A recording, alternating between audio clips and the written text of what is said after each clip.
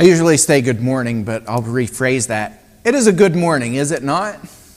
It's a great morning. It's a great day to worship. Just hearing people singing behind us. I always love sitting up front because you get a little better sound because all the voices come to you. When you sit in the back, it's just a little pro tip with a cappella singing. When you sit in the back, you don't get to hear all those good voices in front of you. We've been talking about the cycle of loving your neighbors. The second greatest commandment, love your neighbors as yourself. And teaching people who God is, showing God who God is, and getting them to fall in love with God. To love the Lord with all your heart, mind, soul, and strength. It's the greatest commandment. And then moving each other, moving others, moving each other to serving others. Because our faith without works is dead. It's useless. We have got to live out our faith. Our theme this year is straining toward the goal, and our theme verse is Philippians 3:13 and 14, and it says this: "Brothers, I do not consider that I have made it my own, but one thing I do, forgetting what lies behind and straining forward to what lies ahead, I press on toward the goal for the prize of the upward call of God in Christ Jesus." I don't know if any of you have been watching any of the Olympics. My kids have been watching some of the Olympics. We don't have cable TV anymore, so we have to kind of watch after the fact. But I've been watching some of the highlights, and some of the most talked about highlights are in the races. And Team USA has absolutely just annihilated the whole world and dominated. And it's so fantastic to watch people who have trained for this their entire lives and see the amount of sheer focus and determination, and you can see it on their face. You can't mistake that look. When they are running toward the goal, they know exactly where they're going. They know why they're going there. They know how they trained to get there. And it's not an easy pace where they just kind of, effortlessly run to the finish line, is it? It's a strain. And so it's fantastic to see these verses actually lived out and people who are straining toward that goal, and to see the determination. And there's no chatting with your friends along the way, and there's no looking back, and there's no I didn't completely get off the finish line properly, and so, turning around and trying to figure out where they went wrong. There is just forward. And that's it. And this is what Paul's talking about. I strain toward that goal. That's what this life is about for us Christians. Straining toward the goal. I'm going to put up a couple of pictures. By the way, Thomas, welcome back. Thomas had a little bit of an adventure both leaving the country. He decided to leave on a day when there was a worldwide technological glitch in the Matrix, which grounded pretty much most flights around the world temporarily. And so Thomas got caught up in that and was delayed by about a day, 2 days. So not the greatest start coming back. And then he decided to plan his trip back during Debbie. So why not fly back during a hurricane? So I'm interested to hear your stories about flying back through that hazardous adventure. But nonetheless, Thomas is back, and some of you might notice this place. Cameron, Isaac, do you notice where this is? DP, anybody notice? Natalie, who else? The Van Agdams aren't here. Where is this? Yeah, Quito, Ecuador. This is on the campus of Camp Bellevue, where the Campbells are. Thomas got to visit with the Campbells for a few days, and next week he's going to share with the congregation more about his trip, but I just wanted to put up a couple pictures that Thomas sent to me. He left Ecuador and went to Jamaica and did some awesome work there. He was sending me updates while he was in Jamaica, and it was certainly cool to see the pictures and the VBS. They put on a massive production. It looked very professional, and it was really cool. So It's just neat to see that we have people engaged in the kingdom. We can't do everything together as Christians, but we can be together and be unified in our effort to go out into the world and to bless people, to take the kingdom and teach people the good news of Jesus Christ. And so we certainly thank Thomas for his effort, for going to both places, and we look forward to hearing about that. Our verses today are, they come from Deuteronomy, and it's about remembering God. Remember to follow God. And isn't that interesting that the Israelites who walked on dry land on the Red Sea, who walked through 2 walls of water and escaped the Egyptians rather, had to be reminded to remember God. Isn't that interesting? There's a book called Happy, Sad Together. Anybody ever hear of that book? It's a book about losing loved family members, and it's definitely geared towards kids. And it's to help them process their emotions and to say, like, you can be happy and sad together at the same time. I'm happy, sad together. It's a really good book to help people really think through, and especially kids, to help them think through the confusion of having different emotions at the same time. It's okay to be happy, sad together. Let me ask you this question. Is it okay for Christianity to be easy, hard together? Absolutely. Right? The most simple thing that we ought to do, the easiest thing to do, the best thing for us to do is to believe in our Lord Jesus Christ and to follow Him and obey Him, to be obedient to Him for the rest of our lives. It would be the easiest path. Just statistically looking, you look at people who live their lives in accordance to God's will, who follow God's commandments, who do right things, their path is put on a trajectory that's much different than the rest of the world. That's just a fact. At the same time, the hardest thing in the world is to follow Jesus Christ with everything that we have and for the rest of our lives. It just is. There are going to be things that are put in our path. There are going to be temptations. There are going to be problems. There's going to be poverty. We're going to face all kinds of issues. There are going to be things in our life that just blows up and blows to smithereens. And we're going to be kind of sitting there in the shock of the dust and the smoldering smoke of what once was our good, happy, joyful life.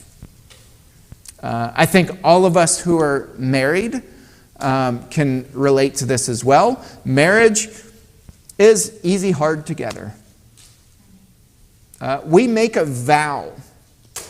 We pledge our life to our partner forever. And if you look at the divorce rate says it's not so easy, is it? It's not so easy to just get married, be whisked off for the rest of your life, and everything's just going to work out, isn't it? It's easy, hard together. And so I think God's addressing with the Israelites the fact that they're going to face all kinds of challenges in life. They're going to face trouble. They're going to face death. They're going to face heartache. They're going to face temptation. They're going to face different cultures that drag them into to worshiping all kinds of different gods. They're going to be dragged into these things, and their walk through the desert is going to be easy, hard together. Listen to this passage. I've lengthened it from what Xander read this morning to include up to verse 10, but it goes on. I mean, this goes on for quite a long time. Here's the subtitle. Remember the Lord your God. Verse 1 of chapter 8. The whole commandment that I commanded you today, you shall be careful to do. Sounds easy, doesn't it? I mean, honestly, if we're sitting back, and I'm not being sarcastic here, if we sit back, we're like, okay, don't kill people. It makes sense. Don't put any other gods before God. Gotcha. I'm with you. Why would we want to do that? Don't commit, adultery. Don't follow other gods. Right? We look at these things, and we're like, that's common sense. Really, the commandments, the 10 Commandments are common sense. We don't have to study those and be like, wow, what a profound mystery that God, has us wrapped up in. We look at the 10 Commandments and we're like, that's, gotcha, easy. Makes sense. Not so easy, is it? Be careful to do these commandments. The whole commandment that I command you today, you shall be careful to do, that you may live and multiply, and go in and possess the land that the Lord swore to give your fathers. And you shall remember the whole way that the Lord your God has led you these 40 years in the wilderness. Remember that God is the one who led you through the wilderness. That sounds easy. It sounds like a rubber stamp, like, we got it, good. We were in the desert, not a problem. God was with us. God led us. We saw the smoke. We saw this pillar of smoke and fire. We followed God. We got it, God. But it was easy, hard together. Remember that the Lord led you these 40 years in the wilderness that he might humble you, testing you to know what was in your heart, whether you would keep his commandments or not. You ever look at things that happen in life and you say, why me? Why, God? I did everything right. I followed you. I put my faith in you. I put my trust in you. I put myself in the water. I was baptized for you in your name. I did all these things, and look at my life. Right? Do we ever, let's be honest. If we haven't felt that, then we're not human. We felt that. Some of you are feeling that right now. When the Israelites were in the desert, we're Americans. Let's be honest. We're Americans. We're in air conditioning. We went like 2 weeks without air conditioning here, and we were miserable. I was grumpy. The grumpy Jimmy came out. I don't like the heat. I don't like the humidity. That's just public knowledge. I don't like it. I don't tolerate it. I'm a baby. I like my air conditioning. Do you know in the desert climate that the Israelites were in for 40 years, they had temperatures pushing 130 degrees? That they went days without water. They went days without food, not knowing where they were going. It's not like God gave them a map and is like, okay, here's the course that you're going to take. You're going to walk, 3 miles this way, take a turn, left turn at the fork in the road. They had no idea. And they sat and they hungered and they thirsted, and parents looked at their children knowing that their children wouldn't make it if they didn't get food or water that day. It was harsh climate. It was the harshest environment on planet Earth. And yet God provided. He didn't just give them all these things and is like, okay, 3-course meal 3 times a day, and you got all the water that you can drink. There are these wells everywhere you go. They didn't have that. Verse 3, he humbled you and let you hunger. He let you hunger. He let you hunger and fed you with manna, which you did not know, nor did your fathers know, that he might make you know that man does not live by bread alone. Remember, Jesus quotes this actually a couple times in the New Testament. But man lives by every word that comes from the mouth of the Lord. Your clothing did not wear out on you, and your foot did not swell these 40 years. Know then in your heart that as a man disciplines his son, the Lord your God disciplines you.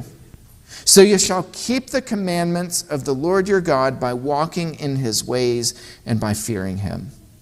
For the Lord your God is bringing you into a good land, and a land of brooks, of water, of fountains and springs, flowing out in the valleys and hills, a land of wheat and barley, of vines and fig trees and pomegranates, and a land of olive trees and honey, a land in which you will eat bread without scarcity, in which you will lack nothing, a land whose stones are iron, and out of whose hills you can dig copper. And you shall eat and be full, and you shall bless the Lord your God for the good land he has given you.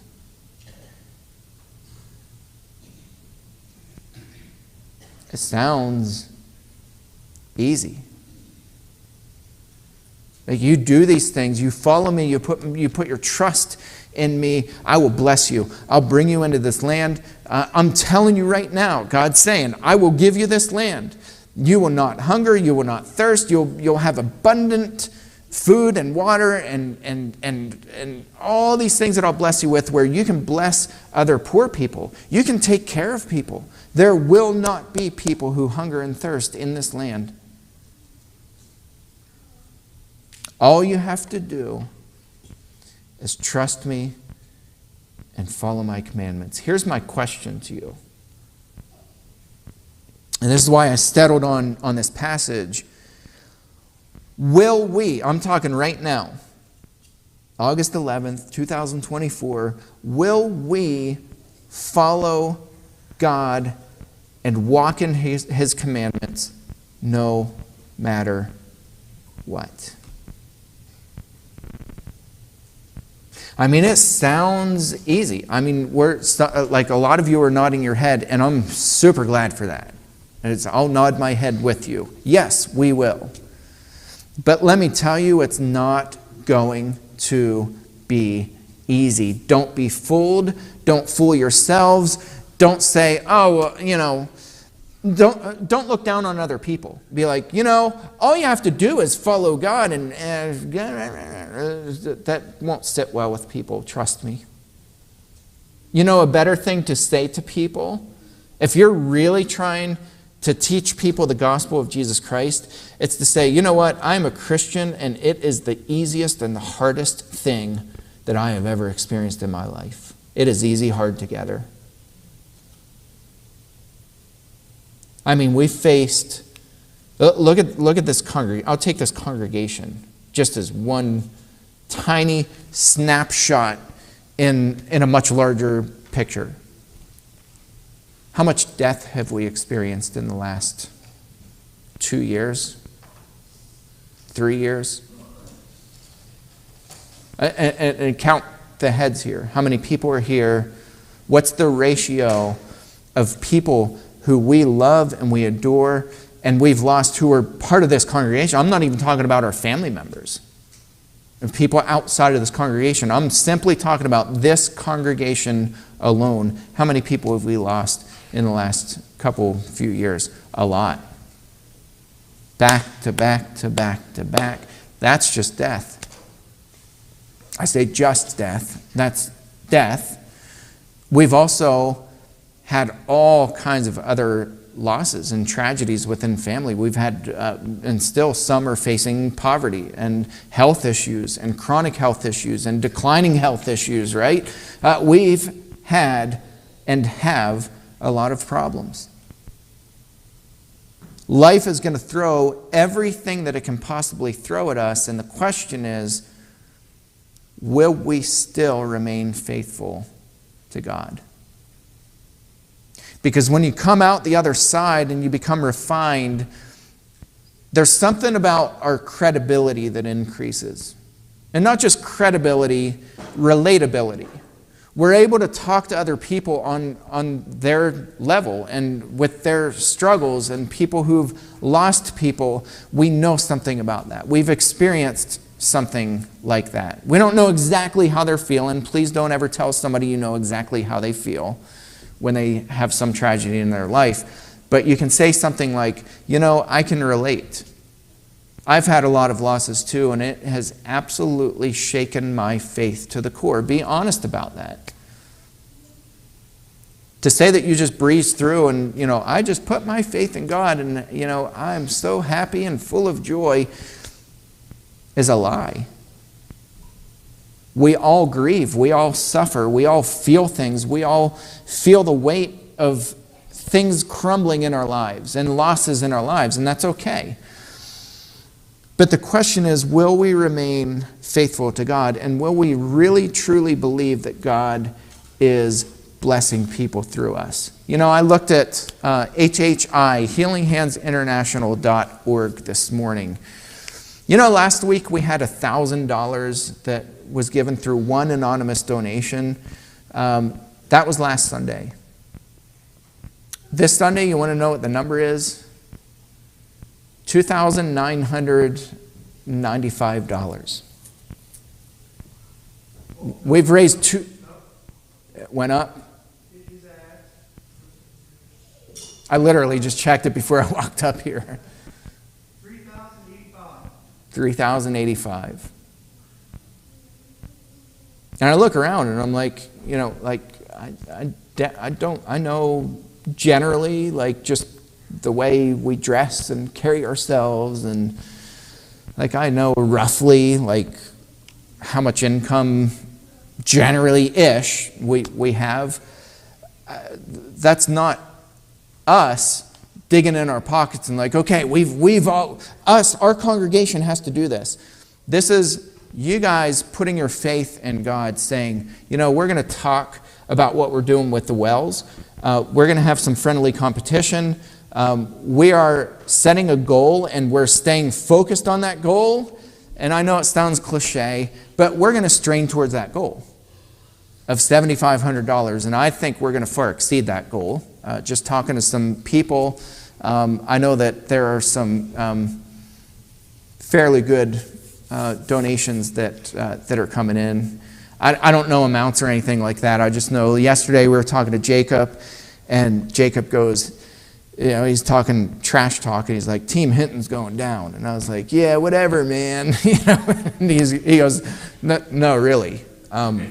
He's like, I'm very confident Team Hinton's going down. And I'm like, all right.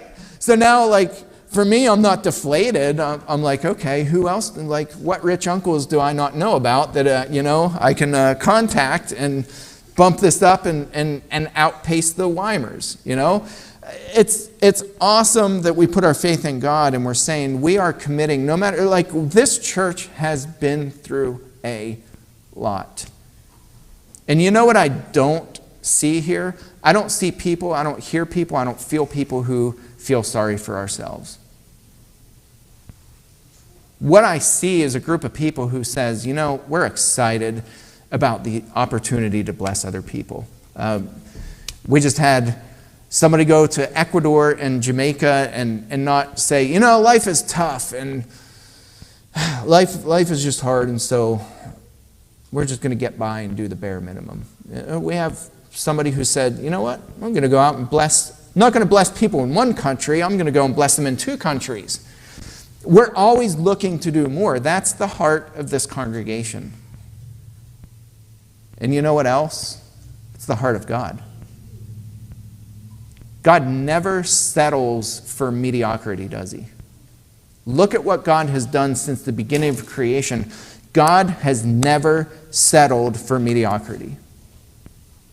And so let us not be mediocre. Let's continue to bless people. Let's continue to smile and frown and deal with the ebbs and the flows of life while we're being faithful to God, while we're obeying his commandments, because I'm telling you, God is alive and God is blessing. That's your message for today. Again, please stay for lunch today, for the potluck. If there's anybody this morning who has prayer needs or anybody who's not yet taken that step to be baptized and is ready right now, you can come up and we are all going to stand and sing a song together.